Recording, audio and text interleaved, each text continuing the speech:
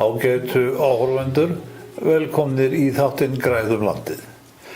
Mörg stórfróðleg erindi voru flutt á umhverfisþingi daginn.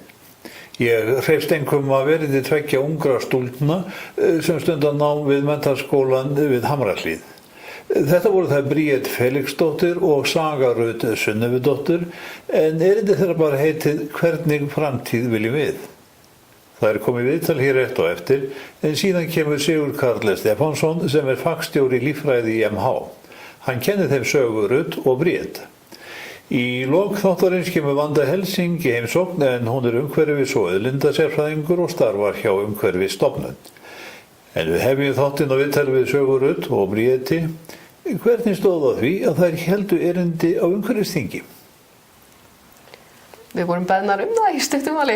Já. Við vorum beðnar það af kennara sem vissi að við hefðum tekið þátt í verkefni í sumar í Ítalíu, tengt umhverfismálum. Hvað voru að gera til Ítalíu? Já, við fórum í ferð til Ítalíu til að fræðast loftslagsmál. Það var ákveðin verkefni sem við sóttum að taka þátt í. Já. Og já, það voru nemendur frá MH og Finnar og svo Ítalar sem tóku þátt í þessu. Og markmið þessa funda var semst að þið kynntust á öðrum þjóðum og vandamáli þeirra þið rædduð umhverfismálin. Já, og lærðum betur þau. En hver er ykkar upplifun að fræðslu í umhverfismálum í framhaldsskólanum? Fáið þið næga fræðslu? Okkur finnst það ekki, nei. Mætti vera meiri. Nei. Það er ekki, það ætti að vera svona, okkur finnst það ætti að vera meira í grunninum, ekki bara sem svona lítið aukaatriði út í horni sem er kannski gaman að fræðast Það ætti að vera í grunni í náttúrufræði áfengum sérstaklega þá. En þetta er valfag hjá ykkur eða hvað? Já, það er einn valáfangi sem heitir umhverfisfræði eða hranni. Og já, það er bara algjörlega valáfangi og ekki droslega mikil aðsókn í hann. Nei.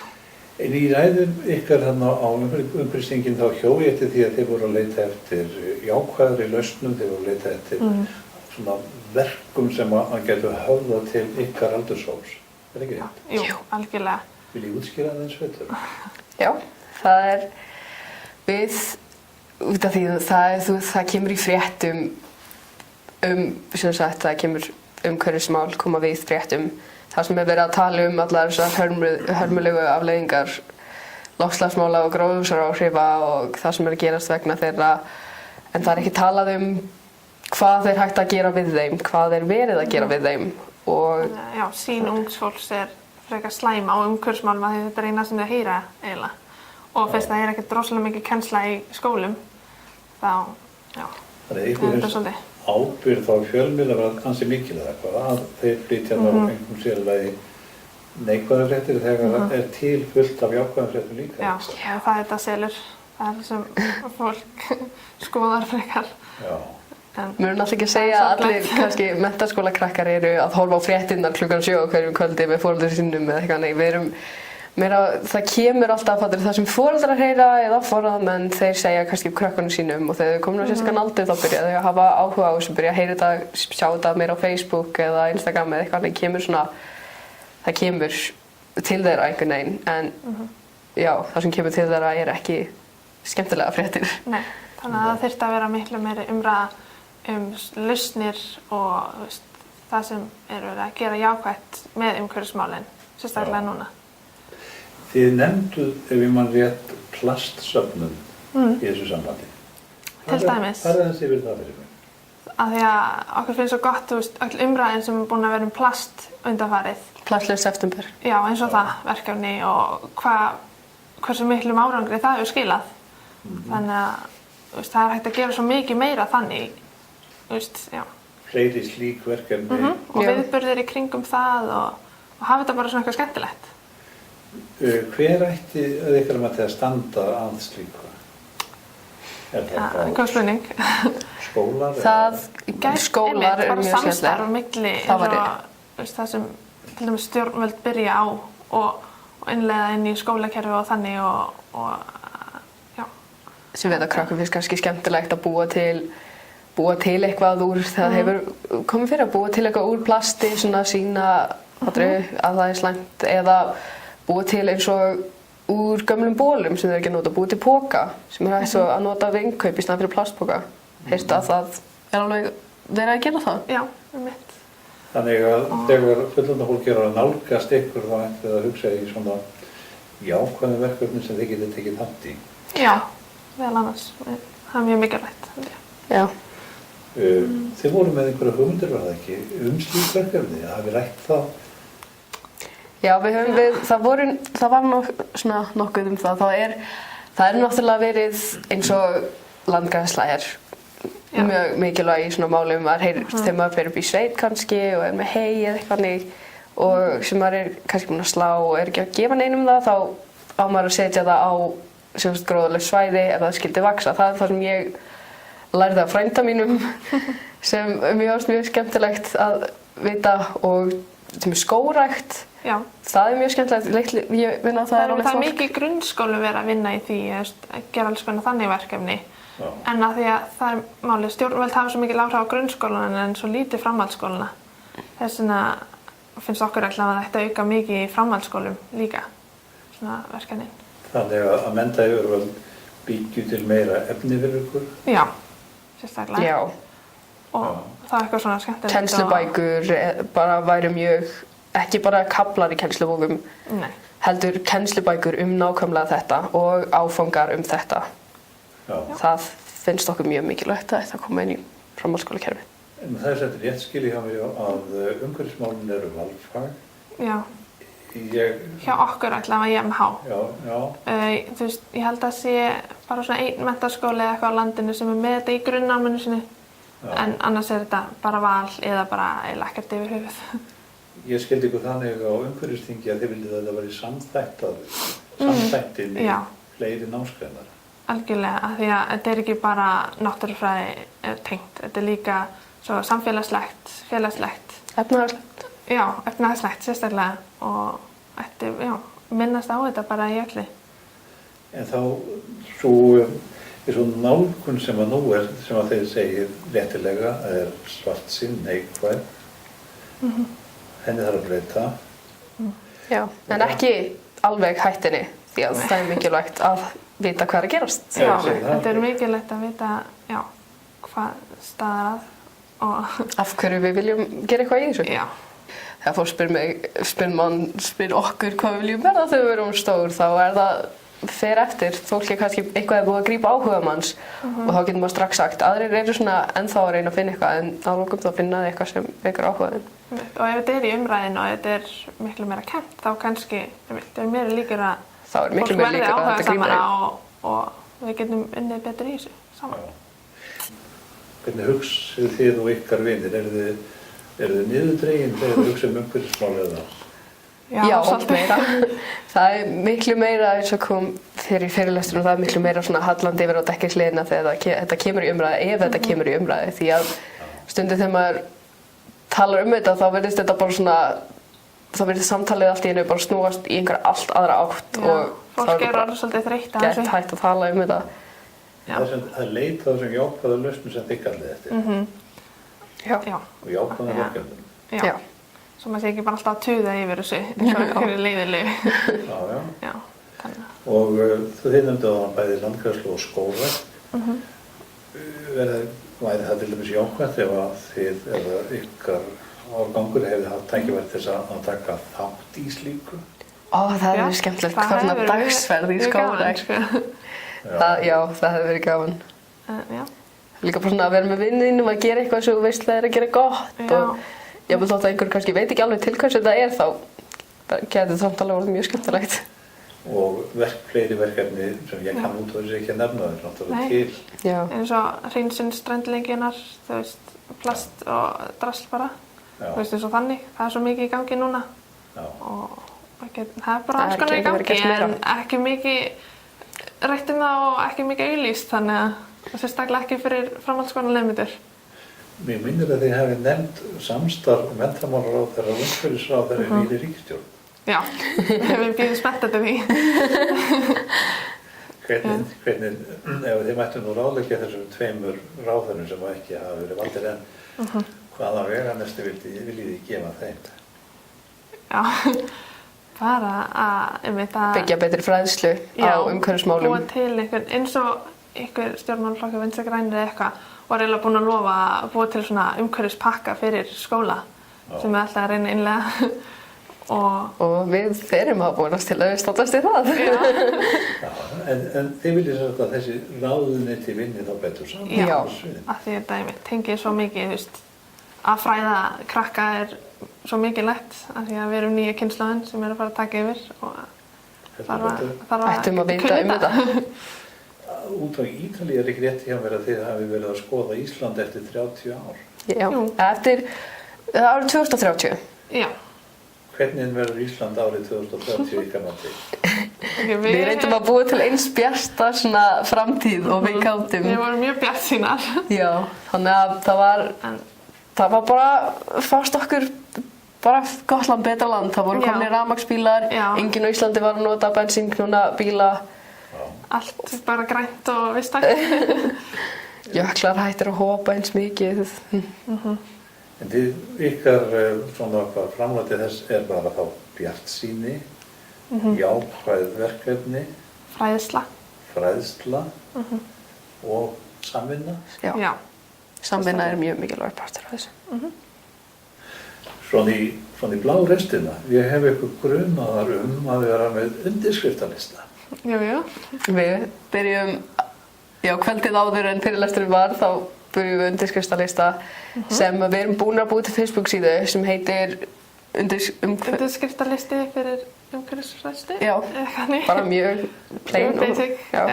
Og þar er mitt linkur á það sem þú getur skrifa undir fyrir þá erum við að skora á stjórnvöld, sérstaklega nýkjörna kosnus stjórn og til einmitt að búa til svona menntapakka eða eitthvað þannig til að efla fræðslu og umræðu í skólum landsins. Og ég vona að þessi síða hafi farið vel á stað eða undirskriftalistinn. Já, eitthvað komið. Já. Við erum að leita meira svona setja þetta meira heldur en bara hjá vinum okkar á Facebook. Já, þannig að byrja að deila þessu á síðum. Fín byrjun hér. Já. Þannig að ég skal ná þessu inn á fjársbókarsíðu Landgræðslunnar. Takk fyrir það. Og ég bara hvet þá sem að horfa að leita að þessum lista og skrifa. Og gangi ykkur vel. Takk fyrir það. Þá er komið að Sigurð Karli Stefánsssyni, fagstjóra í líffræði í MH. Sigurð Karli kennir þeim sögurudd og bríeti í MH. Fyrir þá sem ekki vita, þá er þess að geta Sigurð Karli líka skógarbóndi á Skógarströnd og á fagstefnu skógræktarinnar í mars fjallaði hann rannsókn sína á notkun skógarmoldar á nýskógrækt. Dýrmætt fyrir MH að hafa slíkan mann innan sinna raða. Hérna rétt áðan var ég með 2 nefndurina í viðtali og það kom svolítið fram hjá þeim báðum að það vantaði meiri svona jákvæðni kannski og fleiri verkefni fyrir ungt fólk á sviði loftslagsmála. Já, það má sannlega segja það og þess vegna erum við í Menntaskólanum með Hamrahlíð í Evrópusamstarfsverkefni með Finnum og Bretum og Ítölum að þróa svoleiðis námsefni og þær voru einmitt þátttakendur í slíku og það eru svona nokkur mismunandi verk sem við erum að skoða og mismunandi leiðir. Spennandi að sjá hvernig því vendum fram. Er þá verið að búa til námsefni fyrir framhaldsskólann? Já, bókstaflega. Og Íslendingar sjáum að búa til svona 2 til 3 verkþætti. Við erum í samstarfi við Landvernd sem er með okkur í þessu og svipað er með Finna og Ítali, þeir búa til 2 til 3 verkþætti hver og síðan miðlum við þess á milli landa og við erum að pröfukeyra einmitt verkefni hjá okkur núna. Er þá ástæðan fyrir þessu samstarfi ykkar kannski svo að það er ekki til nægilegt námsefni hér á Íslandi? Já, það má segja það. Það skortir svo sem víða námsefni í framhaldsskólum. Og svo náttúrulega eru mikla breytingar á þessu sviði, þannig að það verður að vera á tánum, en það hefur ekki verið mikið gert hérna innanlands í þessu, en Evrópusambandið hefur svona stutt þetta. Nú veit ég að umhverfismál, loftslagsmál eru valáfangi hjá ykkur í MH. Þetta ekki hluti af kennsluprógramminu, bara svona sem allir verða að fara í gegnum? Nei, það stafar kannski af breytingu sem hafa orðið á framhaldsskólunum meðal annars. Það var stytt úr 4 árum niður í 3. Þá var þrengra valáfanga og ýmislegt svona auka efni eða viðbótar efni hefur svona heldur orðið undan.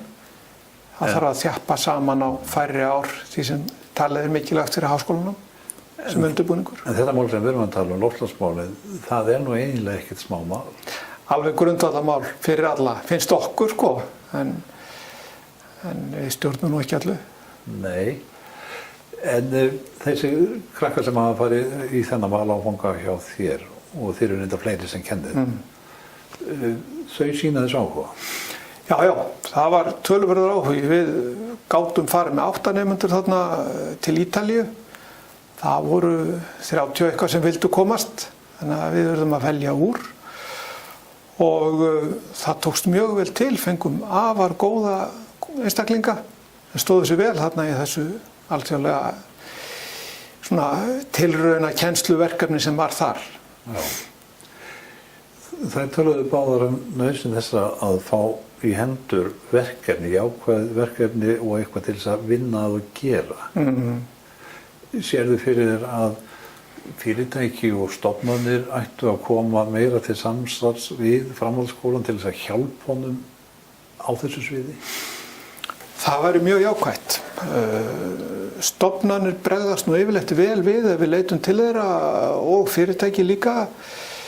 En það lítið að þau komi til okkar. En semst ef við leitum til þeirra að fá að koma í heimsóknir eða fá að heyra hvað þau eru að gera og svona fáum við yfirleitt mjög góð viðbrögð. Ótrúlega góð í rauninni. En fáið þið efni frá þessum stofnunum til þess að bara nota beinlínis í kennslu? Það nú lítið það en samt eitthvað. En það þá helst í gegnum það að maður þekkir einhvern sem að starfa viðkomandi efni. En þegar þú horfir yfir nemendahópinn sem er hjá þér í þessum valáfanga, hvað skynjar? Jákvæðni, bjartsýni eða svartsýni? Hvernig eru ungt fólk stemmt gagnvart þessar umhverfisvá sem ónættilega talsverð? Þau eru nú yfirleitt bjartsýn og það það sem maður reynir að styrkja og efla.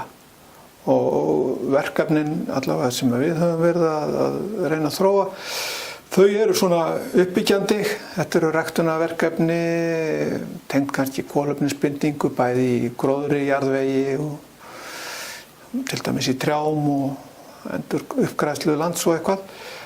Og lausnir á vandamálum, reyna að horfa á það. Já. Ekki einblína á eitthvað sem er óyfirstíganlegt. Nei. Og þau taka alltaf vel svoleiðis. Já. Þau vilja ekki að það sé hægt að loka dyrum og það sé ekki hægt. Það er ekki þeirra orðabók endilega. Nei. Ungt fólk hefur svona einhvern neista. Ég sagði það við þær áðan að nú að koma nýr ráðherra umhverfismála og nýr ráðherra menntamála og þær sendu þessum einstaklingum kveðju sína. Vilt þú gera það líka með einhverjum orðum varðandi framtíðina og aðkomu ráðuneyta að framhaldsskólum og þessum verkefnum? Já, ég vil bara hvetja þetta fólk einmitt til að sinna þessu unga fólki sem að ég held að geti hjálpað ótrúlega mikið. Þannig mikið afl á bakvið, frjóar hugmyndir. Já. Sem að við sem erum eldri og svona erum kannski föst í einhverju og þeim dettur oft eitthvað óvænt í hug sem okkur dettur ekki í hug. Þannig að já, hvetja til stuðnings og ég held að það sé ekkert nema jákvætt í slíkri hvatningu. Nei. Þá látum við þetta við lokorðin og þakka þér fyrir að koma. Takk.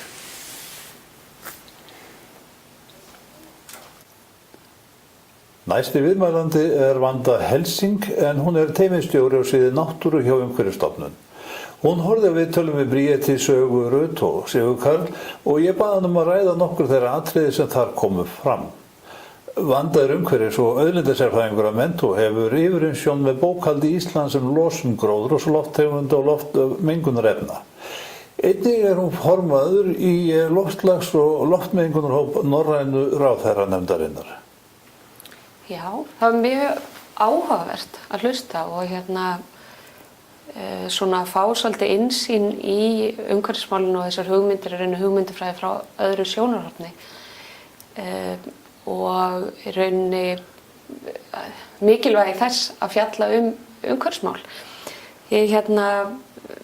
Þetta voru margt áhugavert sem kemur fram hjá stelpunum en líka hjá Sigur Karli og það var svona ýmislegt sem ég hjó eftir og kannski helst það ef ég byrja bara á að þetta hvernig við rauninni meðhöndlum umhverfismál og umfjöllun umhverfismál svolítið sem aukafag og við hjá Umhverfisstofnun svo sem ekki sérfræðingar í menntamálum og þeir hvað stefnu og hvað leið best að fara þar.